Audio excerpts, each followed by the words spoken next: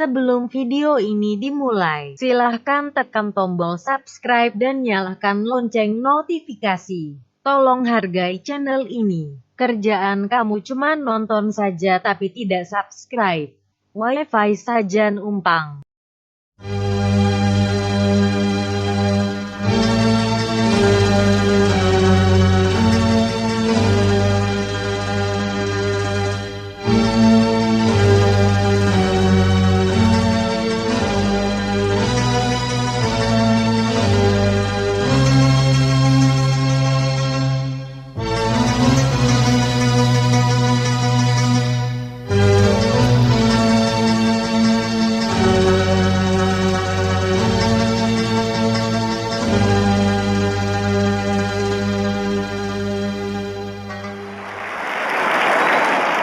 Assalamualaikum warahmatullahi wabarakatuh.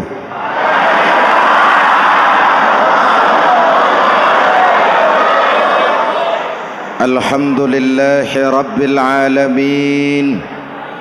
Wassalatu wassalamu ala asyrafil mursalin Sayyidina wa maulana Muhammadin wa ala alihi wa sahbihi ajmain, amma ba'du.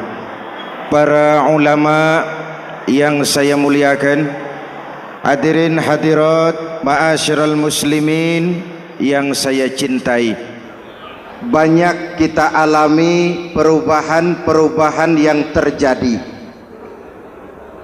baik perubahan yang menyangkut sosial budaya, lebih-lebih yang menyangkut sosial politik.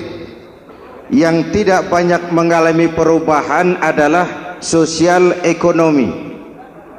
Bahkan angka kemiskinan kita naik menjadi 3/5 dari total penduduk kita hidup di bawah garis kemiskinan, dan 20% diantaranya miskin mutlak. Perubahan-perubahan yang terjadi menyadarkan kita kepada kebenaran Al-Quran ketika Allah menyatakan wa tilkal ayyamu nudawiluha bainan nas.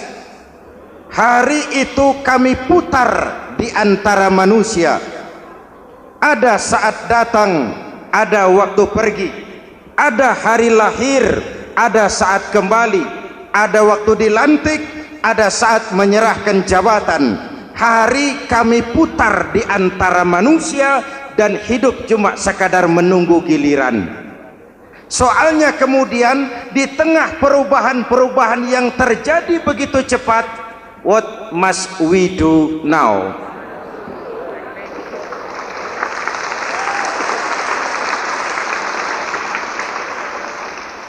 Saya juga nggak ngerti itu. Yang penting kan penampilan. Saudara-saudara kaum muslimin di seluruh tanah air, jadi pemimpin adalah pelayan bagi orang yang dipimpinnya. Oke lah, perbaikan ekonomi, pembukaan lapangan kerja baru kita serahkan kepada pemerintah, karena kita percaya mereka orang-orang terpilih belaka yang dipilih dengan kepercayaan akan mampu membawa rakyat keluar dari kesulitan. Amin. Tugas kita sekarang di zaman susah meluruskan akidah. Jangan sampai mbah dukun yang naik ke permukaan. Betul? Islam misinya yang pertama membebaskan manusia dari kemusyrikan. 13 tahun Rasul berjuang di Mekah, menanamkan akidah, meluruskan keyakinan, membentuk iman. 13 tahun membebaskan manusia dari belenggu kemusyrikan.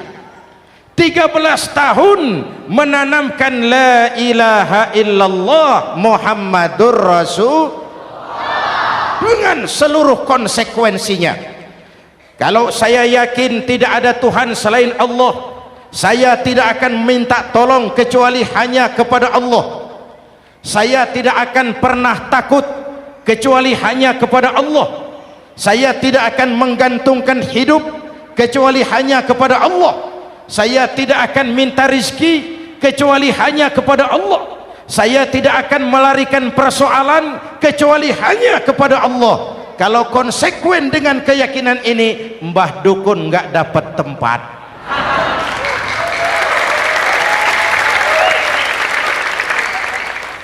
Akur? Ayo lihat secara sederhana. Saya sandaran di tiang, tiangnya ambruk, sayanya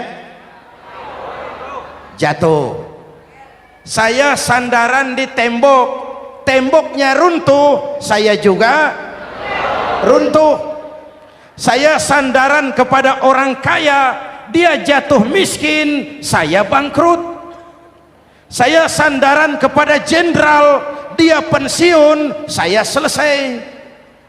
Tapi kalau saya sandaran hanya kepada Allah, Allah tidak akan pernah miskin, Allah tidak akan pernah lumpuh, Allah tidak akan pernah terpuruk, dan Allah tidak akan pernah berkurang kekuasaannya.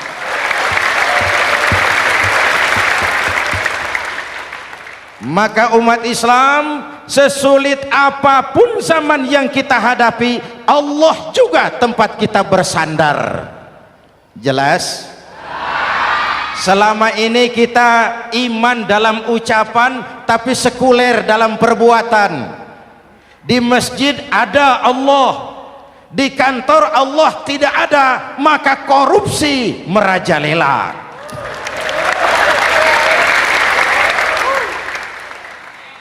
Di masjid ada Allah, di pasar Allah tidak ada, maka timbangan tetap curang. Kita iman dalam ucapan tapi sekuler dalam perbuatan. Oleh karena itu, sesulit apapun zaman yang kita hadapi, iman jugalah pegangan kita, Allah juga tempat kita bersandar. Boleh zaman berubah, akidah jangan sampai goyah.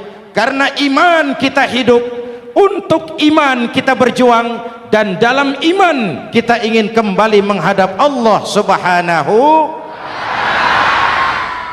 Selama ini manusia Indonesia kita lebih banyak diisi otaknya, hati sering kosong, agama dangkal, akidah rapuh, moral rendah. Memang kemudian muncul banyak orang-orang pintar, cuma sayang tidak benar. Indonesia kita bangkrut, Indonesia kita terpuruk, Indonesia kita sakit parah kalau diurus orang yang cuma pintar tapi tidak benar. Kita perlu orang-orang pintar, tapi kita lebih perlu orang benar. Jelas? Kalau cuma pintar tapi tidak benar, itu yang sering saya sampaikan, nanti disuruh ngurus beras malah nimbun beras.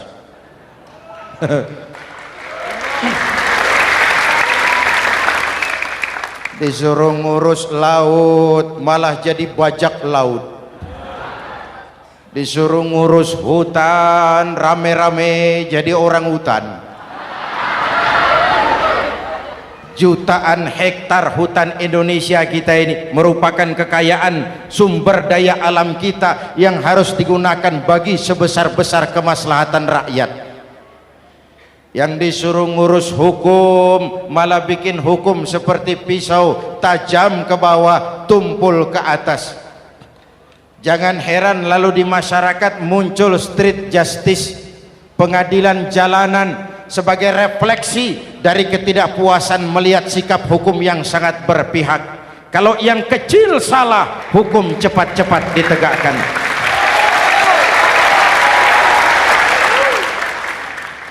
Lihat saja sekarang ini, kalau orang terkenal banyak uang, punya masalah, antri yang bela. Betul? Tapi saudara lihat si Marsinah di Jawa Timur, si Sengkon dan Karta di Jawa Barat, si Udin Bernas wartawan Jogja terseok-seok mencari keadilan, sampai hari ini urusannya masih remeng-remeng. Kenapa bisa begitu? Jawabannya sederhana, tidak ada fulus.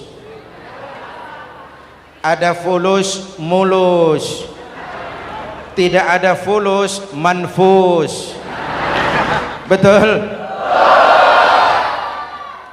Jangan sampai para penegak hukum kita terjebak pada lagu baru, maju tak gentar membela yang bayar. Biar bertentangan dengan nurani, biar bertentangan dengan public opini, biar bertentangan dengan rasa keadilan. Siapa yang bayar, itulah majikan. Mau benar atau salah, belain terus. Kalau seperti inilah hukum kita, mafioso keadilan akan tetap gentayangan. Hadirin yang saya hormati, 13 tahun beliau berjuang di Mekah, meluruskan keyakinan, memantapkan akidah, meneguhkan iman. Dari situ segalanya dimulai, dan ke situ segalanya akan menuju. Intan paling mahal, mutiara paling berharga, tidak lain adalah nilai-nilai keimanan. Kalau itu sudah tergadai, apalagi yang bisa kita banggakan dalam kehidupan ini? Kita merasa harta kita berharga, belum ada artinya ketimbang iman. Kedudukan kita punya nilai pun belum ada artinya ketimbang dengan nilai-nilai keimanan. Itu intan paling mahal, itu mutiara paling berharga. Harta baru ada manfaatnya kalau dilandasi dengan iman. Jabatan dan kedudukan baru terasa gunanya kalau dilandasi dengan keimanan. Kalau jabatan lepas dari iman, yang akan lahir Fir'aun baru. Jelas? Kalau harta terlepas dari iman, yang akan muncul adalah konglomerat korun. Kalau ilmu pengetahuan terlepas dari nilai dasar keimanan, maka yang akan muncul adalah ilmuwan pelacur yang menyalahkan yang benar, membenarkan yang salah untuk kepentingan pribadi. Dan kondisi seperti itu tidak akan membuat kita makin sehat. Oleh karena itu, pada kesempatan ini, pesan pertama saya, menghadapi zaman susah, tetap jaga akidah, tetap pelihara keyakinan. Kesulitan bukan untuk ditakuti, untuk diatasi. Hidup adalah kerja keras, bukan keajaiban. Perubahan tidak akan datang hanya dengan simsalabim abragadabra. Perubahan tidak akan muncul hanya dengan berandai-andai. Perubahan tidak akan turun dari langit seperti turunnya embun di waktu malam. Perubahan adalah kerja keras, sehingga Al-Quran membimbing kita, innallaha la yughayyiru ma biqaumin hatta yughayyiru ma bi anfusihim. Allah tidak akan mengubah keadaan suatu bangsa kalau mereka tidak mau mengubah apa yang ada di dalam diri mereka. Yang ada di dalam diri itu rule of thinking, state of mind, cara kita berpikir, cara kita memandang kehidupan, cara kita mengatasi persoalan. Hadirin yang saya hormati, inilah iman. Berangkat dari ini kita menyadari ini ujian buat kita rakyat. Dan kita rakyat Indonesia ini kalau sama susah sih sudah kenyang. Ya Pak? Ya Pak? Kita ini sebagai bangsa mengalami apa yang disebut oleh Bung Karno up and down, naik turun, timbul tenggelam, pasang surut. 350 tahun dijajah oleh Belanda, kita susah. Berangkat Belanda masuk Jepang, susah lagi. Pergi Jepang datang nikah, susah lagi. Lalu kita merdeka, dirongrong oleh berbagai pemberontakan, susah lagi. Makan bulgur antri minyak. Lalu PKI berontak, susah lagi. muncul orde baru, lama-lama susah lagi. Orde baru selesai, naik reformasi, mulai repot nasi, susah lagi.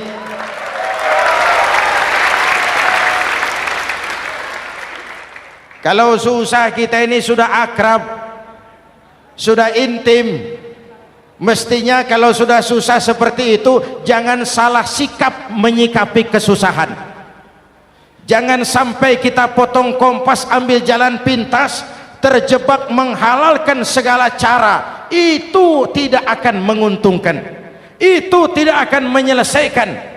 Kalaupun selesai nampaknya penyelesaian sesaat, dan penyelesaian sesaat bukan penyelesaian yang sebenarnya. Karena itu tetaplah dalam koridor keimanan.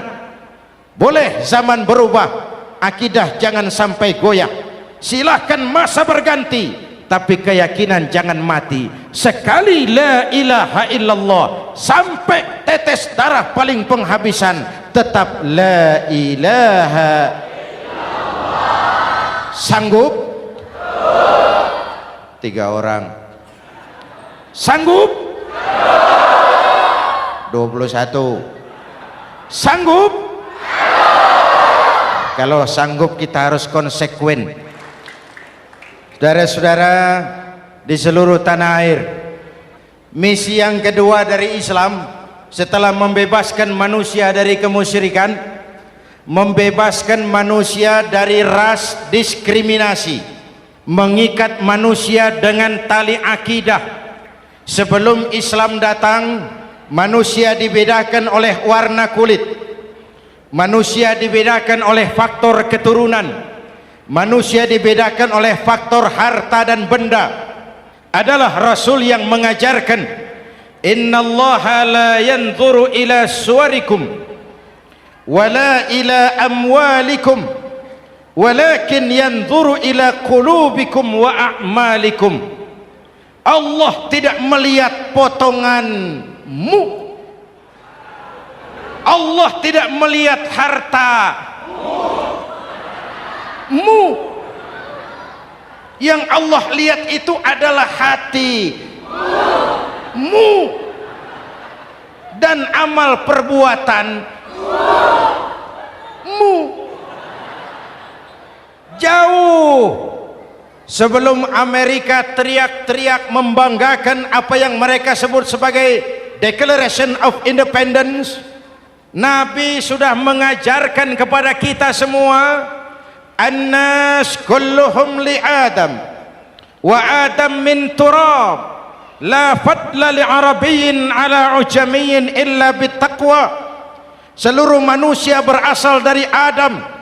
Adam diciptakan dari tanah. Tidak ada kelebihan Arab dengan yang bukan Arab kecuali takwanya. Jauh sebelum Amerika mencanangkan bahwa semua manusia dilahirkan sama, that all men are created equal. Jauh sebelum itu Islam sudah membebaskan manusia dari ras diskriminasi. Apa dalam konteks kekinian menghadapi zaman susah tetap jaga kerukunan? Ya Pak, ya Bu, oi Bu,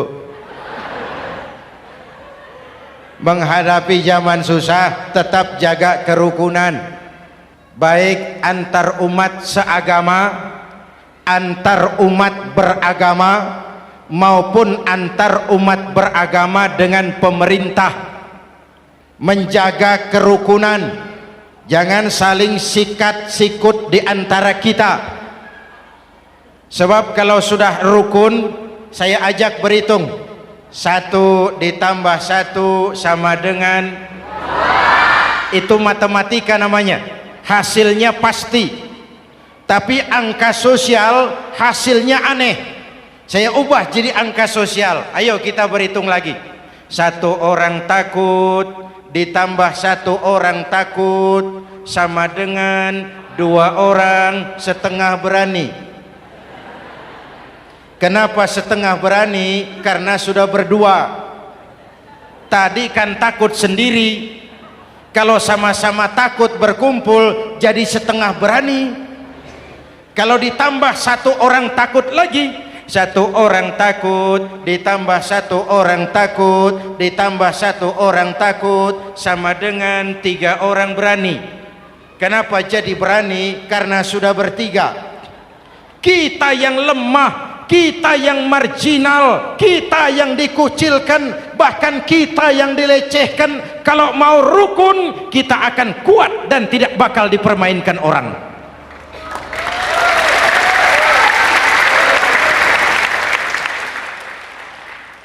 Tapi kalau rukunnya yang satu mau menikam yang lain, saya ajak berhitung lagi.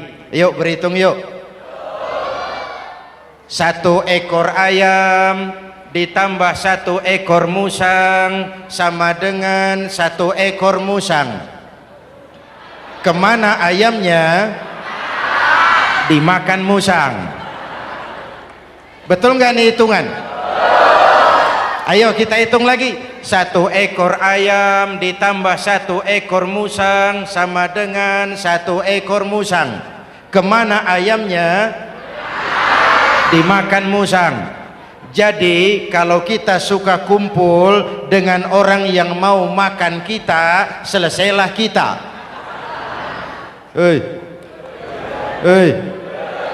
Maka kalau merasa kita ini ayam, yuk kumpul sama-sama ayam, pulang ke kandang ayam. Kalau ada ayam kumpul ke kandang musang, itu namanya ayam minum baygon. Jelas? Menjaga kerukunan. Pertama, antar umat seagama, sesama muslim harus saling menjaga, harus saling memelihara. Baik dia muslim yang jadi kapolri, baik dia muslim yang jadi kasat, baik dia muslim yang jadi pengusaha, baik dia muslim yang jadi petani, nelayan, guru, semua komit menjaga semangat kebersamaan, rukun antar umat seagama. Jelas? Jelas?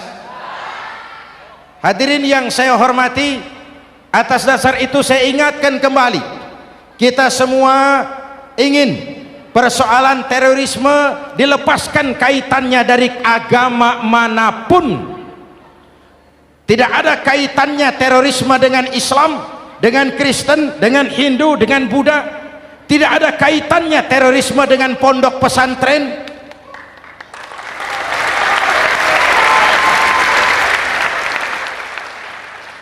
Jangan sampai pesantren jadi kambing hitam.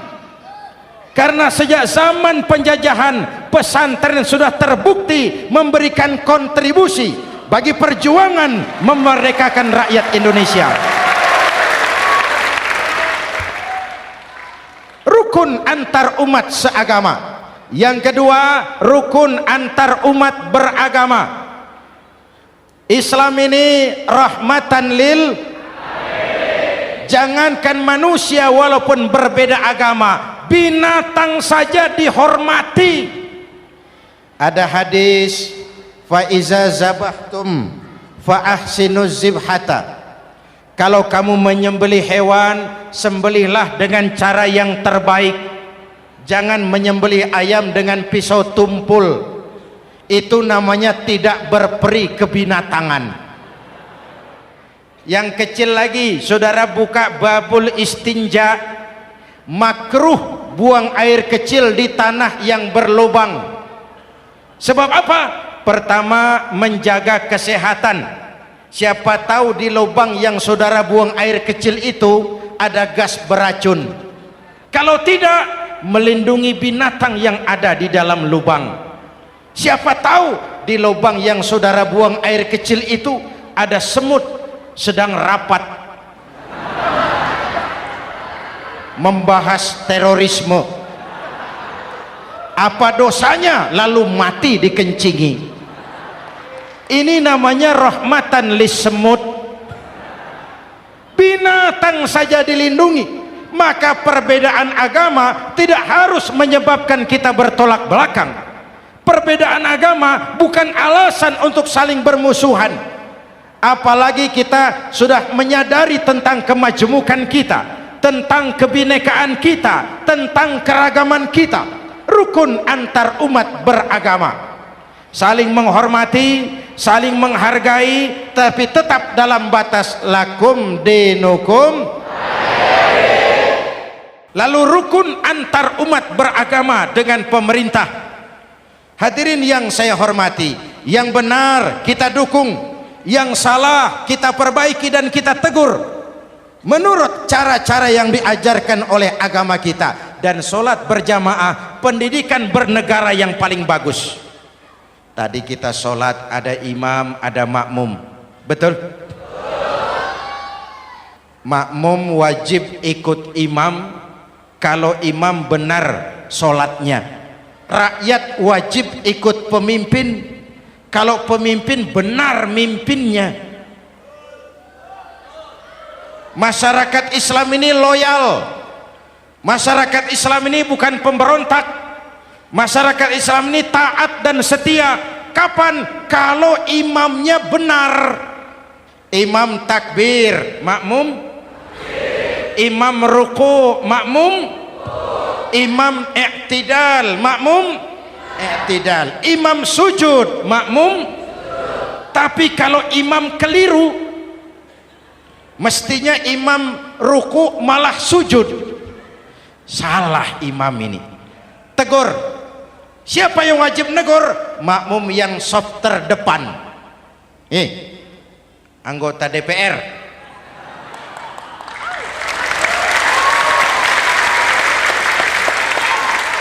Ini wakil-wakil makmum ini, saf di depan ini. Kalau imam keliru mereka paling tahu. Ngomong. Tegur.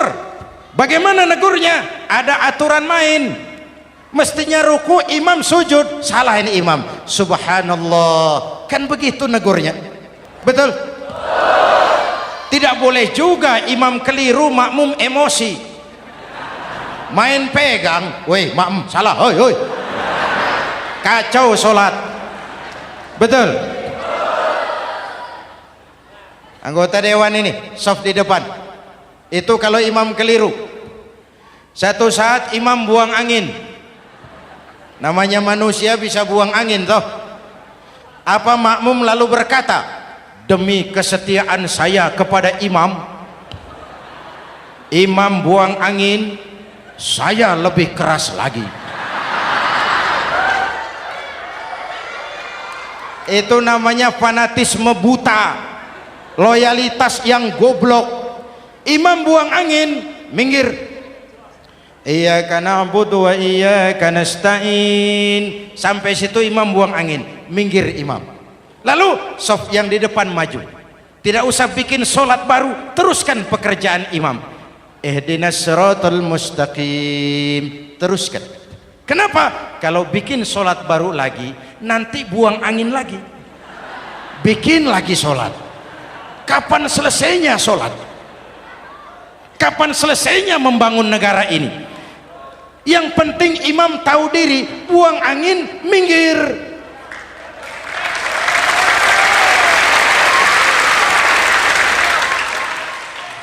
Ini kacaunya sholat berjamaah kita sekarang, kacaunya negeri kita sekarang. Banyak imam sudah buang angin, gengsi. Diam aja merasa nggak punya salah. Dikasih tahu sama makmum, imam tadi buang angin ya, malah jawab sedikit. Apa kalau sedikit lalu tidak batal sholat itu? Mekanisme kehidupan sosial yang diatur lewat tuntunan sholat berjamaah. Sehingga Nabi berpesan, kun imaman muta'an au ma'muman muti'an fala takun thalisan jazu'a. Kalau jadi pemimpin, jadilah pemimpin yang ditaati. Kalau jadi makmum, jadilah makmum yang mentaati. Jangan jadi golongan ketiga pemecah belah. Di depan tidak jalan, di belakang takut, ditaruh yang di tengah, di depan didorong, yang belakang ditendang. Ini namanya biang kerok. Saudara-saudara, dari uraian singkat ini saya ambil beberapa catatan pokok. Pertama, kalau ada intan paling mahal, kalau ada mutiara paling berharga dalam hidup kita, itu tidak lain adalah karena keyakinan. Hidup jadi indah, hidup jadi berharga, hidup jadi berarti kalau didasari atas sebuah keyakinan. Dan keyakinan itu tidak lain adalah nilai iman kita, akidah kita kepada Allah Subhanahu wa taala.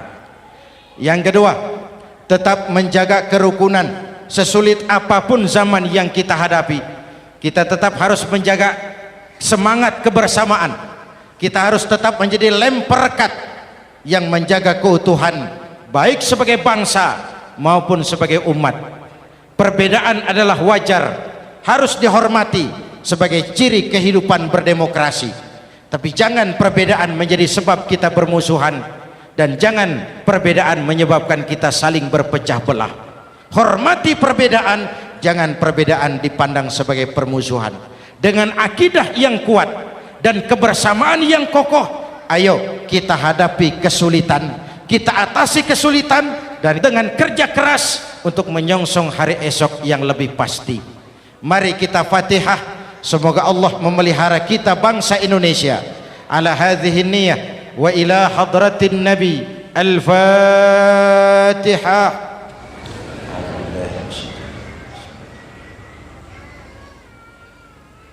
Iyyaka na'budu wa iyyaka nasta'in ihdinas siratal mustaqim siratal ladzina an'amta 'alaihim.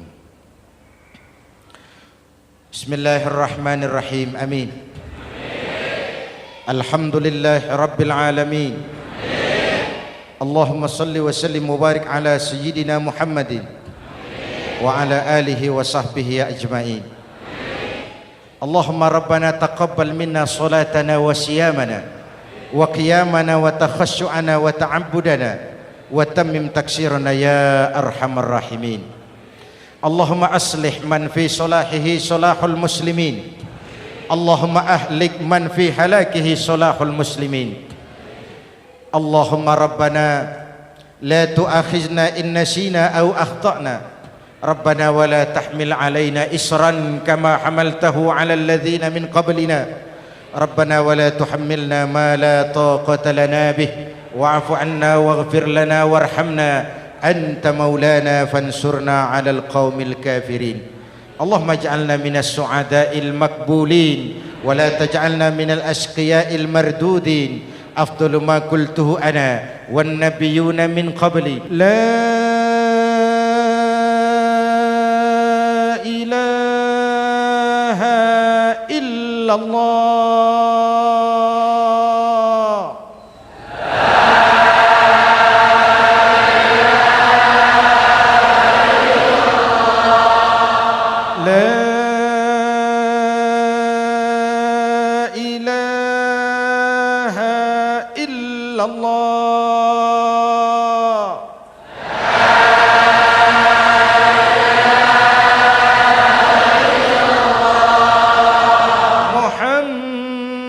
Muhammadur Rasulullah.